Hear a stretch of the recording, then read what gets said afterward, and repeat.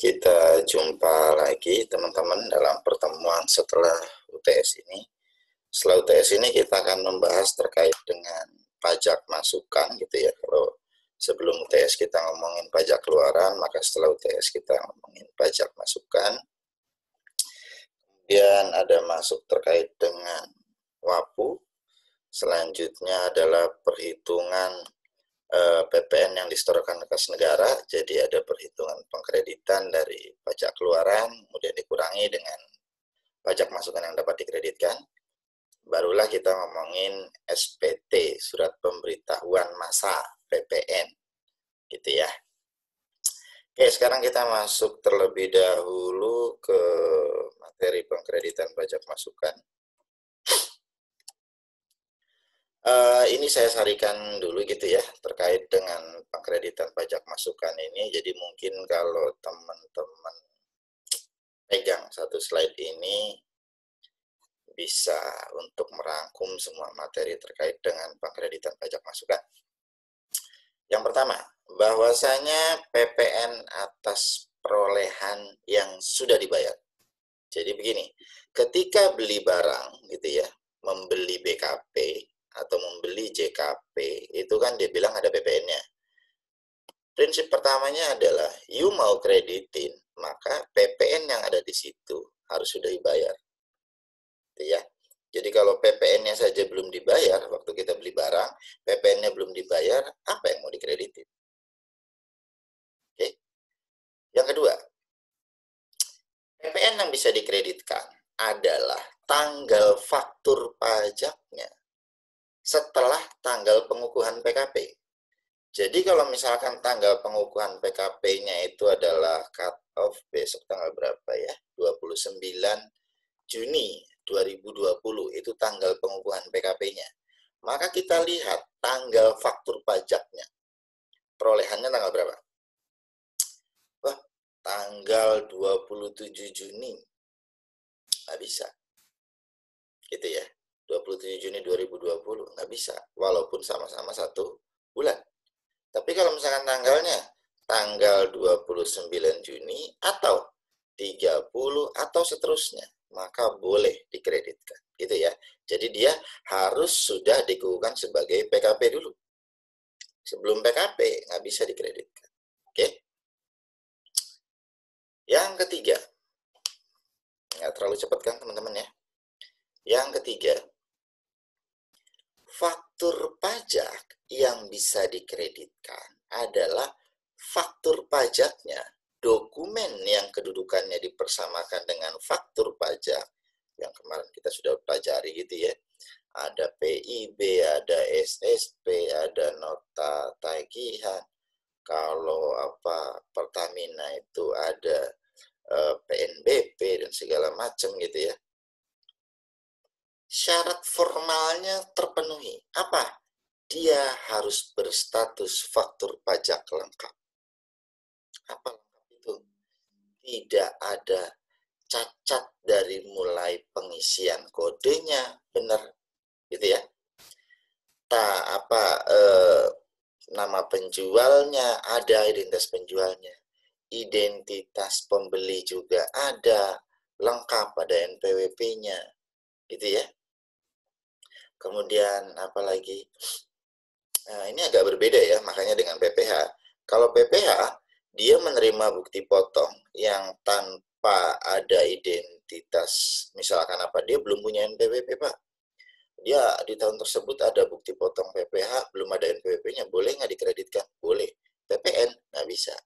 Jadi harus mutlak ada nomor NPWP-nya gitu ya. Kemudian harga jualnya benar. Apalagi ada pengisian terkait dengan potongan penjualan, kemudian apalagi uang muka, DPP, PPN gitu ya, tanggal yang menandatangani itu semua lengkap. Oke, barulah dia bilang syarat formil terpenuhi. Paham ya teman-teman ya? Oke, kita lanjut lagi terkait dengan syarat material. Syarat materialnya ada dua. Kita bahas yang pertama dulu.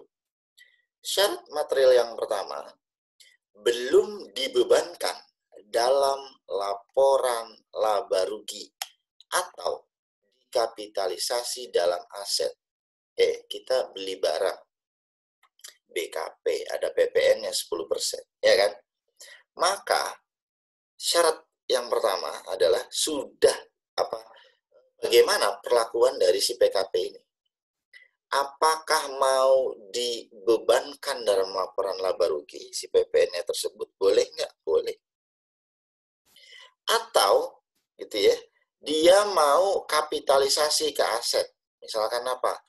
Dia ada beli server 100 juta. PPN 10% jadi 110 juta. Saya mau kapitalisasi aja Pak jadi aset. 110 juta jadi aset tetapnya. Nanti disusutkannya misalkan 4 tahun gitu ya. Maka si server tadi tiap tahun sekitar berapa tuh?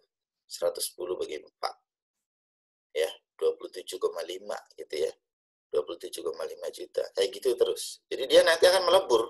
Si PPN itu akan melebur menjadi beban di laporan laba rugi atau dikapitalisasi dulu sementara ya di aset gitu ya. Kemudian nanti jadi bebannya kapan?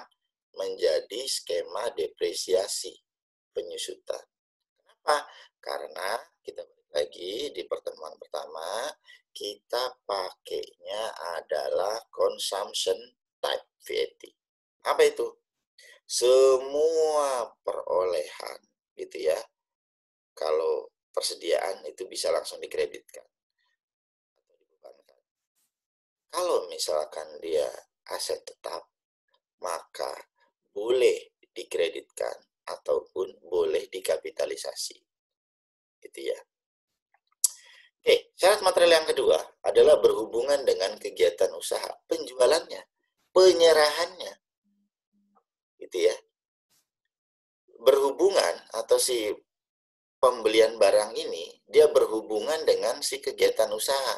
Kegiatan usaha apa saja? Terpenuhi salah satu dari keempat fungsi ini. Bisa fungsi produksi, apa contohnya? Beli bahan baku. Boleh dikreditkan. Bisa fungsi distribusi, apa contohnya? Dia menyewa gudang, ya kan? Atau membeli truk gitu. Ada PPN, boleh nggak dikreditkan? Boleh. Bisa fungsi manajemen, nyewa kantor, beli laptop, ya kan? Bisa fungsi pemasaran, apa contohnya? Misalkan ada promosi, iklan. Iklan ada PPN-nya. PPN-nya boleh dikreditkan? Boleh. Karena berhubungan dengan fungsi pemasaran. Terpenuhi salah satu saja cukup. Maka dia bisa kita kategorikan dengan berhubungan dengan kegiatan usaha. Oke ya. Lanjut. Bagaimana jika ada itu ya, kemarin kita bahas terkait dengan pengukuhan PKP, bisa sejak awal. Sejak awal perusahaan terdaftar, dia bisa minta dikukuhkan. Boleh loh. Jadi jangan bilang syarat objektifnya harus terpenuhi dulu. Harus ada penjualan dulu. No. Dia bisa dari awal untuk minta PKP. Boleh. Nah, sekarang dia minta PKP duluan nih. Ya.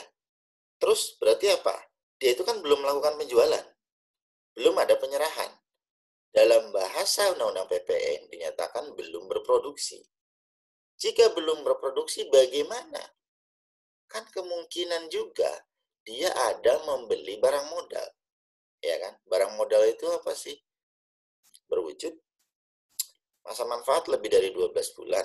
Ya kan? Digunakan untuk kegiatan usaha operasional. Oke? Bagaimana kalau ada jasa? Sepanjang itu dikapitalisasi dalam barang modal, maka jasa pun termasuk. Oke ya? Terpenuhi syarat itu, maka boleh dikreditkan. Ya, contohnya apa? Misalkan nih, beli truk, gitu, ya kan? Truk berwujud nggak? Berwujud. Masa manfaatnya lebih dari 12 bulan nggak? Lebih dari 12 bulan terpenuhi. Digunakan untuk kegiatan operasional nggak? Digunakan, ya kan? Oke, maka boleh. Kemudian apa lagi misalkan? Beli apa ya? Beli komputer komputer digunakan, berwujud nggak? Berwujud. Masa manfaat lebih dari 12 bulan nggak? Lebih dari 12 bulan, gitu ya kan. Kemudian, dia digunakan operasional nggak? Digunakan operasional, maka boleh dikreditkan, ya kan. Oke, sekarang misalkan begini, beli kertas buat ngeprint nih, ya kan, digunakan untuk manajemen kan, untuk bayar tagihan, untuk bayar gaji karyawan, bikin laporan, segala macam. Kertas, berwujud nggak? Berwujud. Masa manfaat lebih dari 12 bulan nggak? Tidak. Digunakan untuk operasional nggak? Atau berhubungan kegiatan usaha nggak? Iya. Ada satu syarat tidak terpenuhi. Ketika ada satu syarat tidak terpenuhi, maka dia tidak boleh dikreditkan. Ketika dalam posisi belum berproduksi atau belum ada penjualan. Oke ya. Oke. Sekarang, kalau misalkan dilaporkan dalam SPT masa PPN, ya, jadi faktur pajak itu harus dikreditkan. Dikreditkannya dengan cara apa? Dilaporkan dalam SPT masa PPN. Dia bisa dikreditkan dalam masa yang berjalan. Contohnya apa? Faktur pajak tanggalnya adalah Juni 2020. Maka dia bisa dikreditkan di masa Juni. Sepanjang terpenuhi syarat-syarat yang atas tadi ya. Boleh dia dikreditkan di Juni. Boleh nggak Pak dikreditkan di masa yang lain? Juli 2020, Agustus, September. Boleh nggak? Boleh. Ketika dia belum dikreditkan di masa Juninya, maka boleh di masa yang lain.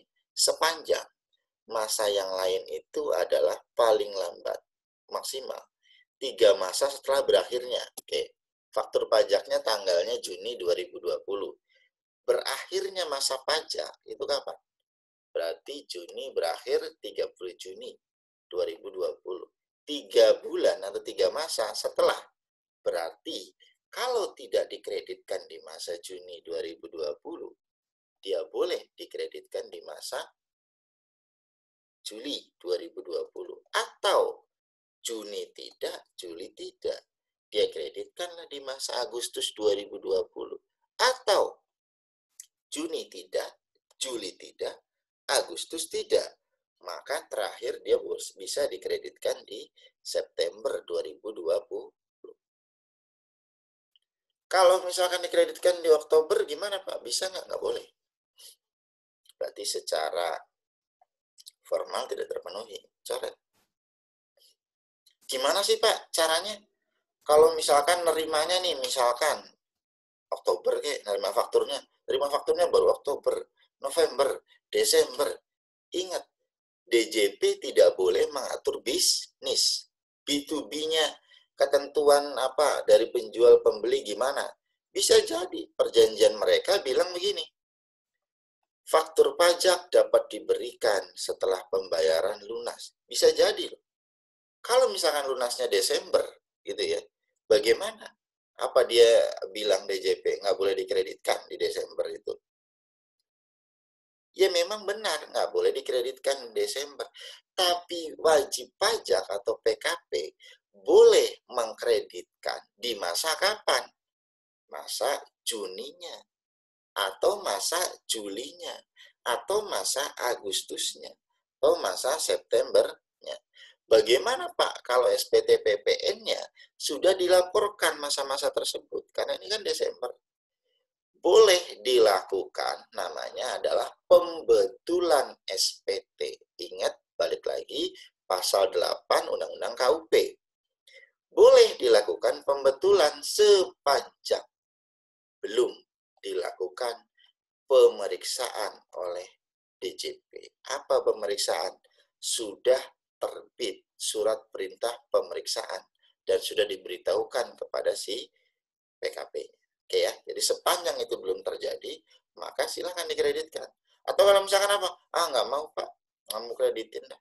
Saya maunya dibebankan aja di laporan laba rugi, monggo. Saya maunya kapitalisasi aja ke aset, monggo silahkan. Bebas-bebas saja ya. Oke, paham ya teman-teman ya? Oke, sekarang kita lanjut lagi, ketentuannya adalah jika penjualannya atau penyerahannya dia non BKP, non JKP, berarti tidak terutang PPN, maka pajak masukan yang terkait itu tidak boleh dikreditkan. Oke, paham ya? Contohnya apa? Ada kafe. Kafe jualannya apa? Makanan, minuman yang disajikan di tempat ataupun dibawa pulang. Itu masuknya adalah pajak restoran. Berarti non JKP, non BKP. Paham ya? Bagaimana Pak atas pembelian gula cairnya yang nggak boleh dikreditkan? Orang penyerahannya tidak terutang. Iya kan? Bagaimana Pak atas pembelian furniturnya? Kan ada PPN-nya tuh, nggak boleh dikreditkan. Orang dia penyerahannya nggak terutang. Bagaimana atas pembelian misalkan apa? Mesin pembuat kopinya tuh, ya kan? Atau pembuatan gedungnya nih, gedung kopinya, gedung kopi, gedung kafenya. Ya semua tetap nggak boleh dikreditkan. Kenapa? Karena dia penyerahannya non BKP, non JKP. Gitu ya. Oke, sekarang bagaimana kalau penyerahannya dapat fasilitas dibebaskan? Jadi apabila PK-nya itu kodenya adalah 08 dibebaskan, maka PM-nya yang berhubungan langsung dengan kegiatan usaha nih, bisa fungsi produksi, distribusi, manajemen, pemasaran, tidak boleh dikreditkan juga. Ini ketentuan. Berarti kalau ada PK yang lain, boleh. PK kode faktur 01, 02, 03, 04 gitu ya. Kemudian apa lagi?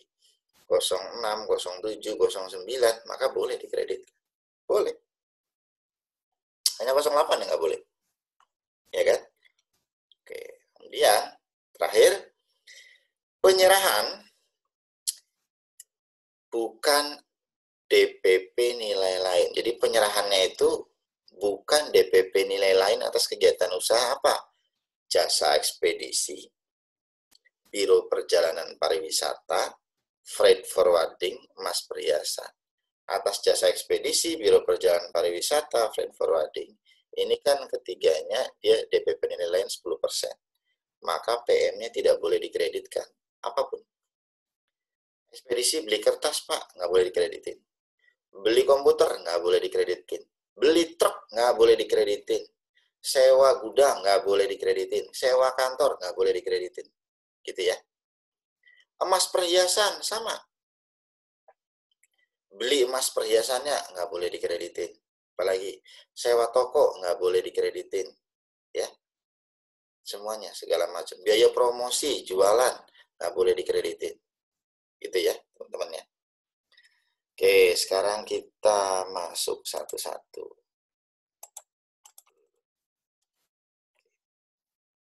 Ini yang tadi saya bilang, mungkin tambahannya adalah terkait dengan ini. Apabila gagal produksi, maka PM yang sudah dikreditkan, sudah direstitusikan. Maka disetor kembali ke kas negara. Dalam hal pajak masukan lebih dari pajak keluaran, maka akan terjadi posisi lebih bayar. Lebih bayar itu bisa dikompensasi atau restitusi. Kalau kompensasi, nggak ada aturan, berarti boleh kapanpun. Kalau restitusi, ketentuannya adalah akhir tahun buku. Jika tahun buku sama dengan tahun takvim, Januari-Desember, maka restitusi bisa dilakukan di masa Desember. Tapi tidak mesti restitusi itu selalu Desember. Kenapa? Lihat tahun buku. Kalau wajib pajak dalam akte pendiriannya atau akte perubahan, dia bilang tahun bukunya adalah misalkan April-Maret, maka akhir tahun bukunya terjadi di Maret. Maka dia akan restitusi di Maret. Paham ya? Oke, kemudian terkait dengan pajak masukan untuk perolehan BKP yang dialihkan dalam rangka penggabungan, peleburan, pemekaran, pemecahan, dan pengambil alihan yang belum dikreditkan dapat dikreditkan oleh PKP yang menerima pengalihan sepanjang faktur pajak diterima setelah pengalihan dan belum dibebankan sebagai biaya. Nanti saya jelasin contohnya. Oke, ini terkait dengan pengkreditan faktur dalam masa yang sama. Tadi saya bilang, ini misalkan faktur pajak tanggalnya 21 Januari 2011, maka dia bisa dikreditin di Januari. Kalau di Januari belum dikreditin gimana Pak? Bisa di Februari. Februari belum juga, Maret. Maret belum juga, April. Setelah itu apa? Nggak boleh dikreditin. Gimana kalau masih mau mengkreditkan? Boleh. Lakukan pembetulan di salah satu dari keempat masa ini, sepanjang dia belum dilakukan pemeriksaan. Dan sepanjang dalam jurnalnya belum dijadikan beban si PPN tersebut. Atau sepanjang belum dikapitalisasi, belum menambah harga perolehan. Jadi balikin ke akuntansinya. Harga perolehan dari suatu aktiva tetap apa? Dari perolehan gitu ya. Termasuk biaya-biaya sampai dengan aktiva tetap tersebut siap untuk dioperasionalkan. Bisa jadi PPN-nya dimasukin ke sana. Kalau udah dimasukin ke sana, dikapitalisasi, nanti akan jadi beban kan? Akan menjadi depresiasi. Maka itu juga sama, tidak boleh dikreditkan. Oke, kita lanjut. Dalam masa pajak yang sama, tadi udah saya jelaskan ya. Jangka waktu 3 bulan, oke sudah saya jelaskan juga. Dengan melakukan pembetulan, ya sepanjang belum melakukan pemeriksaan. Ingat pasal 8 Undang-Undang KUP-nya, Ketentuan Umum dan Tata Cara Perpajakan. Kemudian bagaimana apabila belum berproduksi? Maksud dari belum berproduksi adalah belum ada penyerahan, ya. Ini bisa untuk industri manufaktur, dagang, jasa, kegiatan lainnya.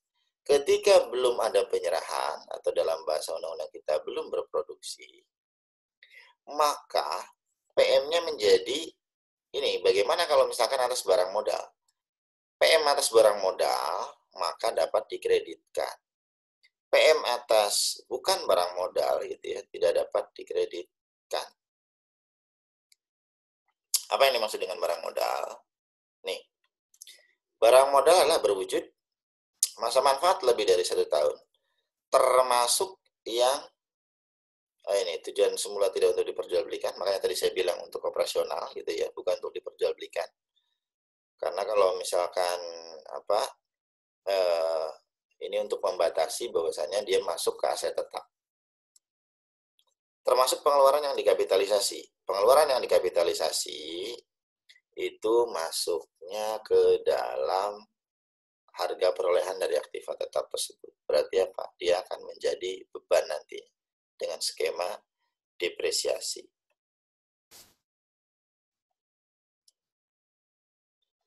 Syarat formal yang tadi saya bilang, faktur pajaknya lengkap gitu ya.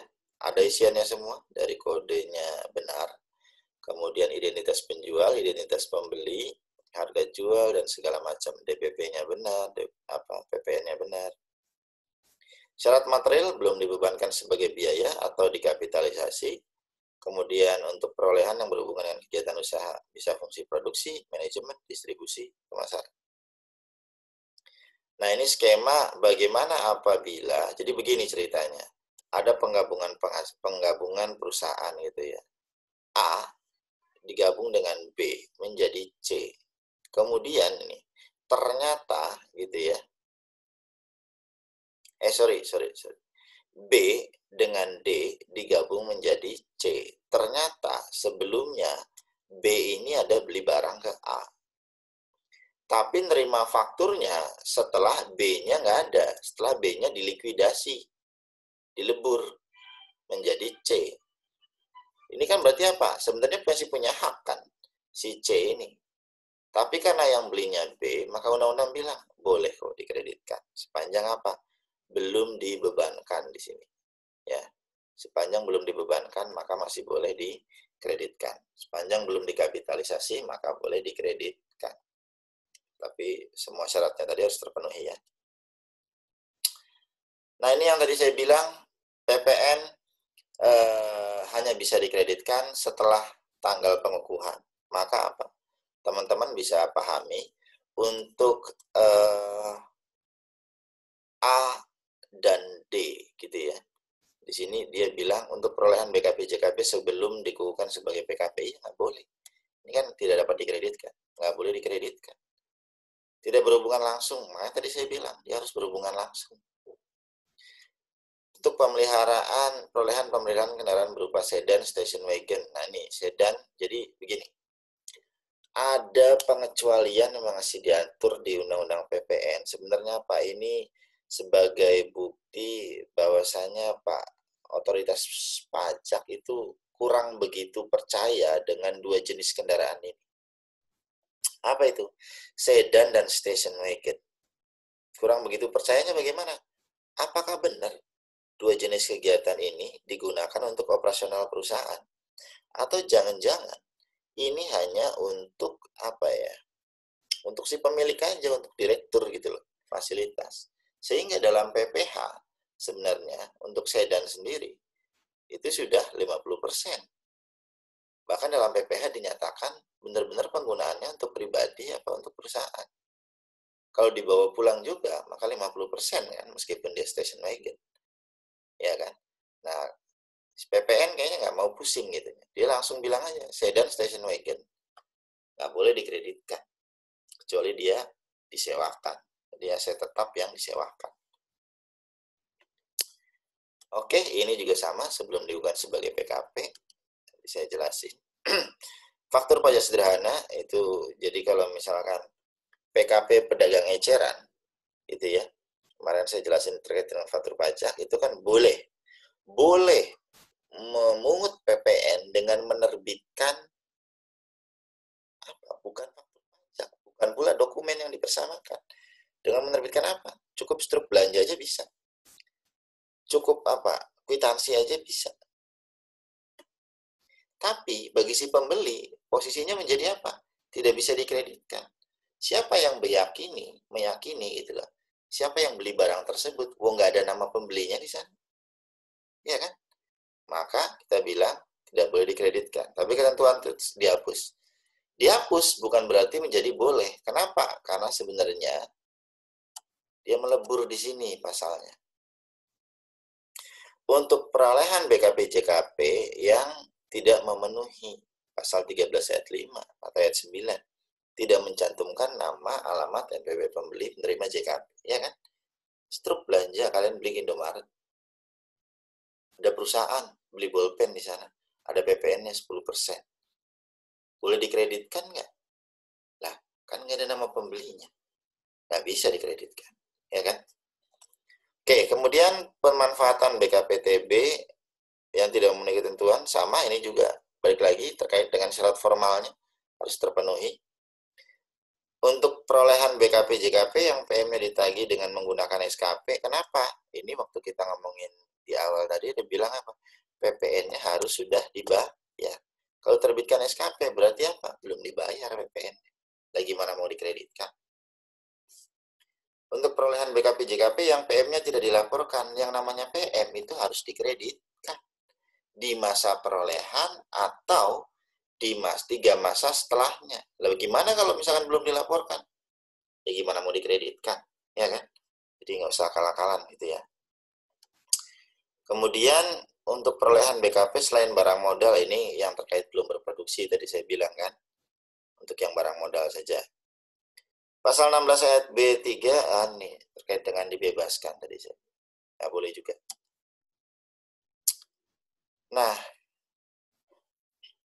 mungkin di sini dulu, sampai di sini dulu, nanti saya sambung ke bagian yang ini ya. Oke, makasih teman-teman.